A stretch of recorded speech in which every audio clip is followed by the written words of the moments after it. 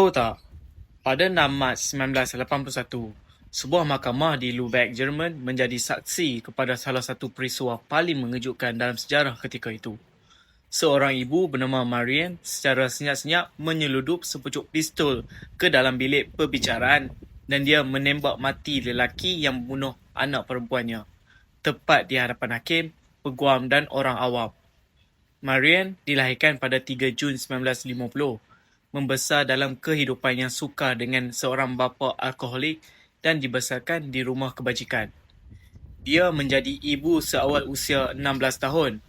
Anak ketiganya, Anna, dilahirkan pada tahun 1973 dan digambarkan sebagai seorang kanak-kanak yang ceria. Namun, pada 5 Mei 1980, Anna yang berusia 7 tahun tidak pulang ke rumah selepas keluar berjumpa rakannya. Anna sebenarnya telah dicolek oleh jiran mereka, Klaus Grabowski, seorang tukang sembelih daging yang berusia 35 tahun. Dia juga mempunyai rekod jenayah melibatkan penderaan kanak-kanak. Siasatan mendapati Anna ditahan selama beberapa jam sebelum dicekik dengan pakaiannya sendiri. Mayatnya kemudian dimasukkan ke dalam kotak dan dibuang di kawasan perkuburan. Klaus ditahan pada malam yang sama dan mengaku membunuh Anna. Setahun kemudian, ketika perbicaraan bermula, Marianne terpaksa mendengar peguam bela Klaus cuba menggambarkan pembunuhan itu sebagai kesan masalah hormon tidak stabil. Pada hari ketiga pembicaraan, Marianne membawa sepucuk pistol Beretta. Apabila Klaus Grabowski duduk membelakanginya, Marianne bangun, mengacukan pistol dan melepaskan 8 das tembakan.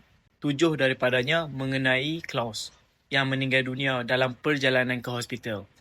Marianne tidak melarikan diri. Dia ditangkap serta-merta dan kemudian dihadapkan ke mahkamah. Ketika diminta memberikan contoh tulisan tangan, dia menulis satu ayat ringkas tetapi penuh dengan emosi. I did it for you, Anna. Marianne menjelaskan bahawa dia tidak berniat membunuh sehinggalah dia mendengar yang Klaus cuba mencemarkan nama anaknya yang telah meninggal dunia. Pada 2 November 1982, Marianne dijatuhi hukuman 8 tahun penjara. Kes ini mencetuskan kontroversi di kalangan masyarakat Jerman. Ada yang menganggapnya sebagai ibu yang menuntut keadilan dan ada yang percaya undang-undang tidak boleh ditegakkan melalui balas dendam. Selepas dibebaskan, Marianne berkahwin dan berpindah ke Nigeria sebelum akhirnya menetap di CCT dan kembali ke Jerman akibat penyakit kanser.